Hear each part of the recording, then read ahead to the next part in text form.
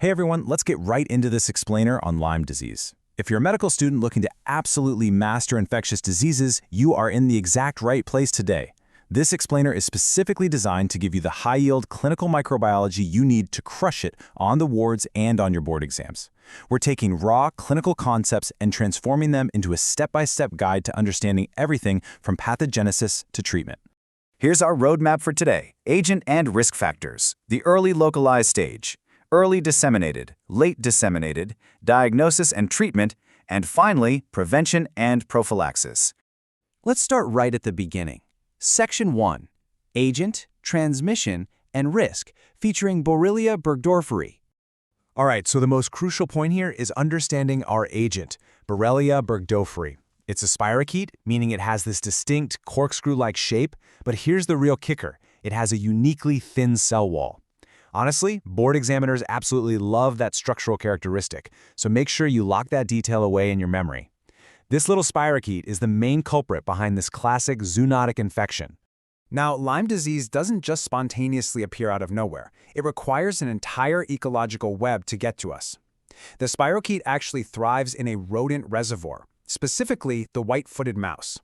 From there, a tick feeds on the mouse, becomes a carrier, and hitchhikes onto larger mammal hosts, classically deer. Eventually, the mode of transmission to humans is vector-borne, specifically through a tick bite. Clinically speaking, you're going to see this most often in endemic regions like the northern USA and parts of Europe. Because of this highly specific transmission cycle, your patient's history is literally your best friend. Keep these high-risk profiles in mind. A wildlife photographer, a hiker or mountaineer, maybe someone coming back from a jungle safari. These are your classic board exam buzzwords. If you're reading a question stem or taking an intake form and you have an outdoorsy patient from an endemic area presenting with a fever, your Lyme disease radar should instantly be going off. Let's see how this disease actually manifests right after transmission. Section 2. Early localized pathogenesis, the first stage, occurring roughly 3 to 30 days in. Picture this clinical vignette. You've got a 27-year-old wildlife photographer presenting with really nonspecific systemic symptoms, fever, a headache, maybe some neck stiffness.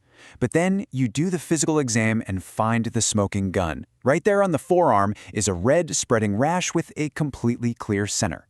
This is your textbook presentation of a stage 1 early localized infection happening right at the exact site where that tick latched on. That characteristic bullseye rash we just talked about, that red spreading ring with the central clearing, the clinical name for that is Erythema chronicum migrans. It entirely defines stage 1 Lyme disease. You'll typically find it popping up on exposed parts of the skin where the tick bit the patient. Basically, if you see this rash, bingo, you have your diagnosis. Timing is a massive factor here, so let's think about this chronologically. Lyme disease is defined by strict progression. After the initial bite, there's a 3 to 30-day incubation period. Following stage 1, if you don't treat it, that spirochete isn't just going to stay in the skin.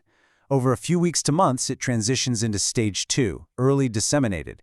And if it's still missed, over months to years, it progresses to stage 3, late disseminated. Okay, so what happens when it hits the bloodstream? Section 3, early disseminated manifestations, the second stage. Let's look at another clinical case. You have a 31-year-old mountaineer coming in with a swollen, incredibly painful, and tender right knee joint. But wait, there's more.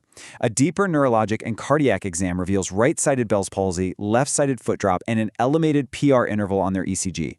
This is a brilliant medical mystery vignette because it perfectly captures the multi-system chaos that happens during early dissemination. Because Borrelia travels via the blood during stage 2, it becomes a total systemic invader, viciously attacking both the cardiovascular and nervous systems. For the CVS, you've got to watch out for myocarditis, pericarditis, and, very famously, heart block, which is exactly why that elevated PR interval showed up. In the nervous system, it can trigger aseptic meningitis, cranial neuropathies like that Bell's palsy, and peripheral neuropathies like foot drop. Now, if the infection is missed for months or years, we hit section 4, late disseminated stage, the third stage. The key takeaway for stage 3 is that the disease becomes deeply entrenched, causing severe, chronic, and highly debilitating conditions. We're talking about classic markers like large joint arthritis, which often severely affects the knees, along with chronic encephalitis and atrophic dermatitis. It's incredibly tough on the patient at this point, which is exactly why catching this early is absolutely crucial. So how do we actually handle this? Section 5, Diagnosis and Treatment Protocols. Well, before you treat, you need to investigate, right? If you need laboratory confirmation for Lyme disease, you're going to check serology. Specifically, you want to test for anti-Borrelia IgM antibodies. Now, a clinical diagnosis based just on that bullseye rash is often completely sufficient to start treatment, but serology is your go-to lab tool to confirm the infection, especially when you get into those later stages. All right, treatment time. And heads up, this is a total classic board exam trap. The standard first-line treatment is oral doxycycline, 100 milligrams twice a day for 14 days. However, and this is a big however, doxycycline is strictly contraindicated in pregnancy. Actually, if your patient is pregnant, you absolutely must switch them to ampicillin. Oh, and a quick clinical pearl for you. Anytime you treat a spirochete infection, keep an eye out for a Jarisch-Herxheimer reaction. That's a systemic inflammatory response that happens as the bacteria rapidly die off. So, how do we stop this incredibly frustrating cascade of symptoms before it even starts? Section 6, Prevention and Prophylaxis. Pre-exposure prophylaxis is pretty straightforward, but it's remarkably critical for those high-risk groups we mentioned. It basically comes down to barrier methods, right? Cover your limbs properly if you're hiking in tall grass, generously apply insect repellents, and definitely use mosquito nets if you're sleeping outdoors in an endemic region. If you stop the vector, you stop the disease. But let's say the barrier fails and a bite happens. The post-exposure protocol is extremely strict and time-sensitive. The absolute critical threshold to remember for chemoprophylaxis is a single 200 milligram dose of oral doxycycline, and it has to be given within a strict window of less than 72 hours from the bite. So if your patient finds a tick still attached, you need to follow these specific steps. First, apply petroleum jelly to suffocate the tick. Second, carefully remove it using tweezers, making sure you hold it right from the mouth end so you don't accidentally leave the head embedded in the skin. And third, hit them with that crucial 200 milligram oral dose of doxycycline before that 72-hour window slams shut.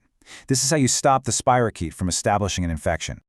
So, as future clinicians, the ultimate challenge is pretty clear. How are you going to use these chronological clues, from the outdoorsy patient history to the bullseye rash, all the way to a nerve palsy, to catch this elusive spirochete before it ravages your patient's systemic organs? The answers lie entirely in the timeline we've broken down today.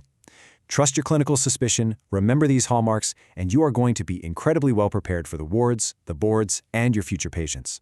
Thanks for joining me on this explainer, and keep learning.